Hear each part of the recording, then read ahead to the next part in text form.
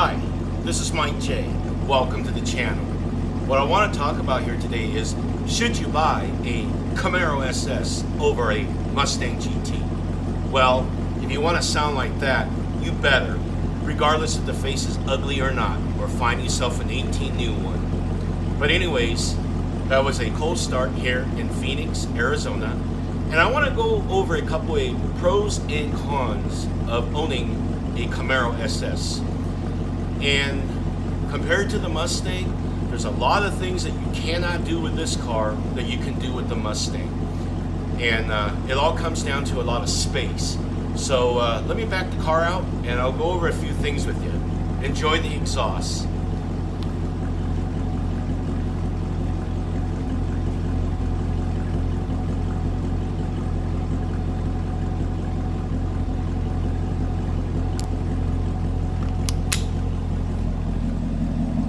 Boy, this thing is like smoking. It's really cold here in Phoenix. And it looks like we're gonna get some rain, which is not good. I hate the rain. Let's back this thing out and go over a few things with you guys.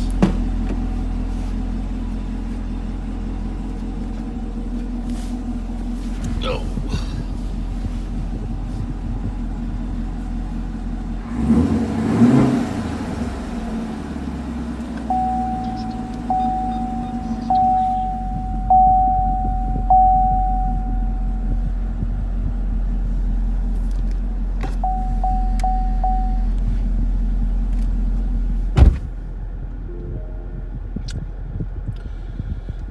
Well, first off, all Camaro SS gets a 8-inch screen, and on the Ford, you would need to go to the 301A package in order to get the larger screen.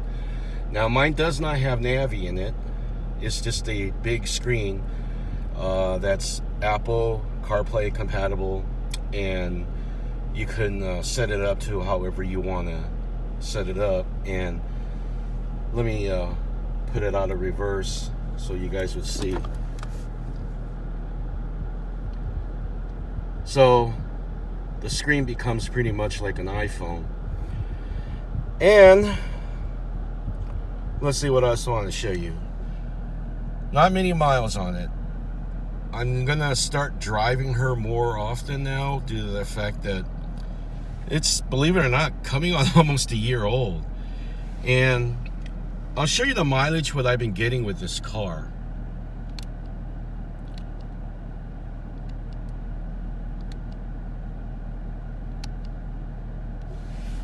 So I've been averaging 17.3 miles per gallon on this Camaro SS with the 6.2 liter motor. And it is an 8-speed auto.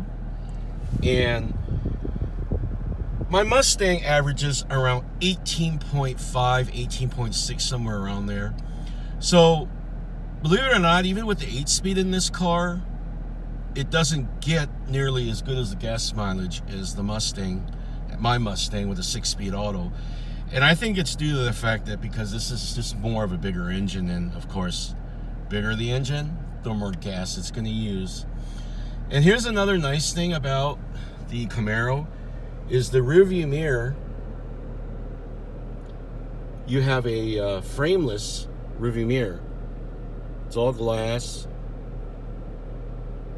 and this is really nice. I mean, it's something you'd find in a lot of the higher quality cars. But let me back this thing out where there's some light.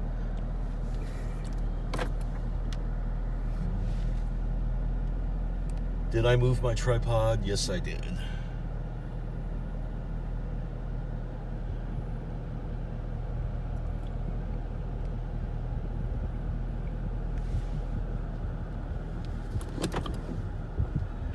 So, it is not 67, by the way. It's a lot cooler. Gotta remember the car was in the garage, so it's gonna show initially a lot cooler. Or a lot hotter.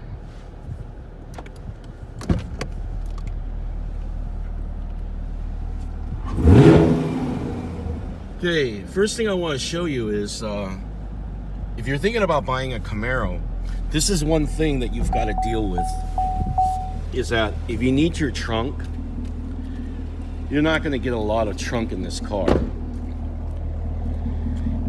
And the reason why I say that is the opening on the Camaro, as you can see, there's a lot of wasted space here. And I think it's just the design of the car that it just doesn't have a big opening like the Mustang. So if you want to get something in here that's pretty big and bulky, it's going to be kind of hard to get things in here. And of course, you know, when you look at the inside, it's just as cramped it is on the outside as far as the sheet metal goes, as far as sculpturing the trunk area. But it is pretty deep. And I do golf, and it's kind of a pain in the butt to really get two bags of golf clubs back here, but I hardly ever drive this car if I need to go golfing. I always take the Mustang. And another thing is, you don't get a lot of back seat room, that's for sure. I mean, don't plan on riding anybody in the back of this car, okay, unless you got legless friends, because there is just not any room whatsoever. In fact, this is all the room you got. So unless you got legless friends, I would not try to put anybody back there if you want to be comfortable in the front. But this is a 1SS basic trim package. And of course, it always, the Camaros, when you get into the SS trims, it's very, very nicely appointed. You know, of course, I don't have the lights that glow around the door panels and stuff like that, but, you know, and I don't have a lit Camaro door seal, but hell, you know, saving about $5,000 or more, not going with a 2SS, I don't need it. But I know some people need all the extras. But that's the interior. Not a lot of room back there. So I know why now the Camaros just don't sell as well as the Mustang, is due to the fact that this car isn't as user-friendly as the Mustang is as far as space and all.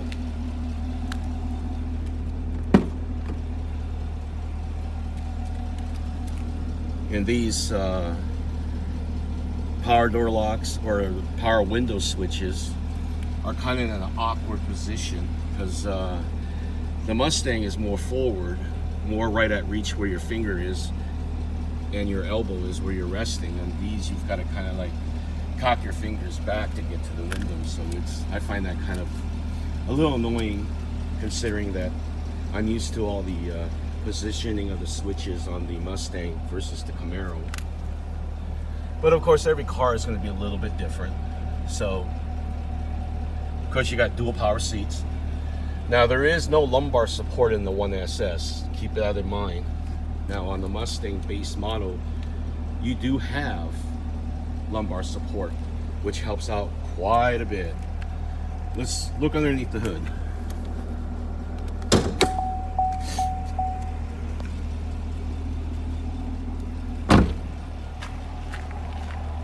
And I hate to bring this up, but just to be funny, I have no ticks in this car. Ha ha ha. I'm gonna set you down.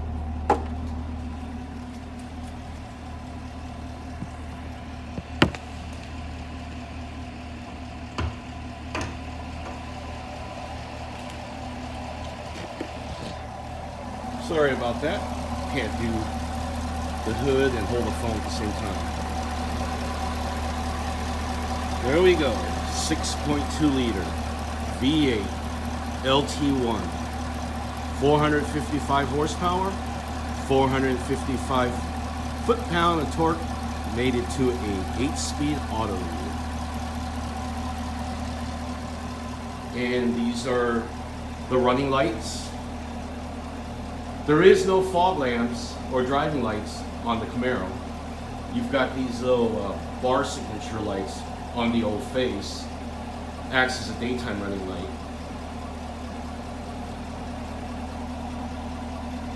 Now that is a Camaro face. The new ones, it's okay.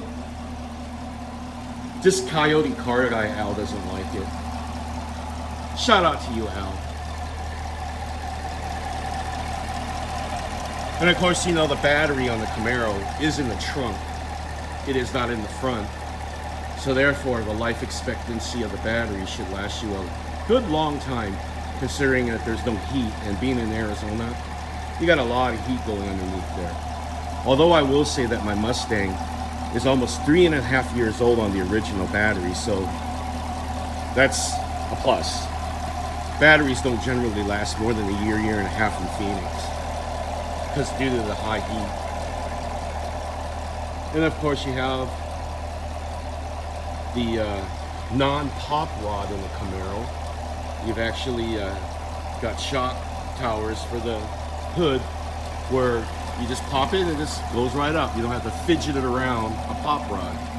And I think for what a Mustang costs now, right in line with one of these Camaros, that they should have gotten away with putting pop rods. Good old push rod.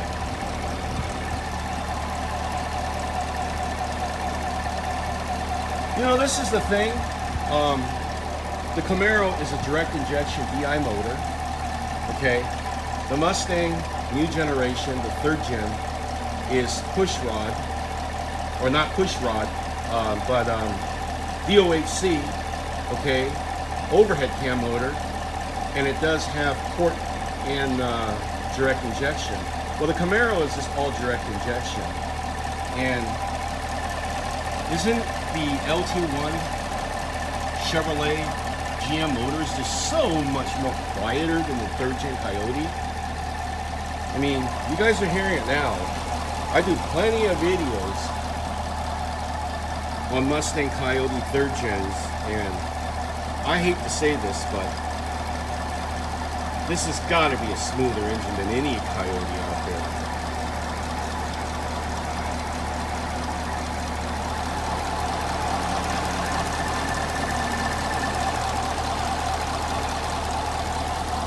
And this is my little mod that I did. Good old American V8.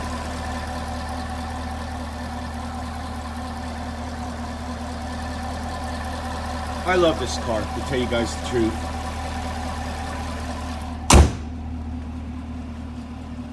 So, should you buy one of these new Camaros? I would say hell yeah. I mean, you can't beat the performance of one of these Camaros for the price. And what they're taking off of these things, I mean, there are still some 18s left. There just aren't any here in Phoenix, but I'm sure that there's quite a few still on inventory. But you're gonna probably make yourself a hell of a deal on one of these Camaros. That is, if you gotta have the classic Camaro front end instead of the, what people call the ugly face on the new ones. But be aware that when you do go with a Camaro, you will not be able to get as much stuff into the trunk. You will not get people in the back seat comfortably. Okay, the visibility, yes, it is hampered, but then again, you'll get used to it. Now, there is blind spot monitoring and all that, but that is only available on the 2SS models. And when you're going to go to the 2SS model, we're talking about a $5,000 extra charge to go to the next trim level. But anyways, should you buy it? Yeah, I would say so. Over a Mustang? Yeah, definitely. But I do like the Mustangs. I like the 3rd gen PP cars. But until Ford rectifies the problem, I cannot make a move. But that right there has been a really dependable car. And the thing is, I'm afraid to get rid of it for a new one until Ford fixes the problem. Then I will be replacing this car. But who knows what the hell's gonna happen. I'm so indecisive when it comes to automobiles. But anyways, check at your local Chevy dealership and take one of these for a test drive, and then buy it and send it, even though it's an SS Camaro. Thanks for watching. Please like, subscribe, tap the notification bell, and I'll see you in the next one.